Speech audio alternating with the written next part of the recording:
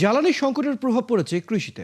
মাগুরায় তেলের অভাবে ভরা মৌসুমে বোরো ধানের জমিতে নিয়মিত সেচ দিতে পারছে না কৃষক। বাড়তি দামে তেল কিনতে হচ্ছে তাদের, ফলে উৎপাদন খরচ বৃদ্ধি ও লোকসানের আশঙ্কা করছেন তারা। সহকর্মী শরীফ তেহরান আলমের পাঠানো তথ্য ও ছবিতে প্রতিবেদন। মাগুরায় জমিতে সেচের জন্য ২৭,৪৯৯টি পাম্প রয়েছে। বোরো ধানের সেচের জন্য দৈনিক ৯৫,৬৭০ লিটার ডিজেল প্রয়োজন, অথচ জেলার ১২টি পাম্পে এরই মধ্যে তেল সংকট দেখা দিয়েছে। চাহিদা মতো ডিজেল না পাওয়ায় কৃষকের কপালে চিন্তার ভাঁজ। অনেক জায়গায় বাকবিতণ্ডার ঘটনা ঘটছে।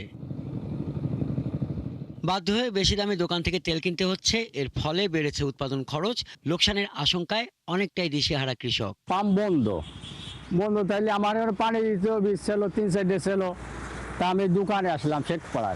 আমার রুই আছে ১ একরের বেশি, কিন্তু আমার তেলের দরকার ৮ লিটার, কিন্তু তেল ৮ লিটার দিনই ২ লিটার দিয়ে বলেছে যে কালকে আবার এসে নিয়ে যাবে। বিভিন্ন জায়গায় ধরে ব্যথা হচ্ছে তেলের জন্য, মাঠে সেচ তো লাগবে ধানের জমিতে। আমরা এই ধান যদি তুলতে না পারি তাহলে আমাদের যা সম্বল ছিল সেটা ইনভেস্ট করা হয়ে গেছে। ভবিষ্যতে আমরা রাস্তায় নামা ছাড়া কোনো উপায় থাকবে না। জেলা কৃষি সম্প্রসারণ অধিদপ্তরের উপপরিচালক বলছেন, আইন শৃঙ্খলা সভায় সিদ্ধান্ত মোতাবেক বড় মৌসুমের সেচ সুবিধা ঠিক রাখতে কৃষকদের জন্য স্লিপের ব্যবস্থা করা হয়েছে। পাম্পের তালিকা নেওয়া আছে আমাদের অফিসে, সেই অনুযায়ী কৃষকদের চাহিদা অনুযায়ী আমরা তেল সরবরাহের জন্য বদ্ধপরিকর।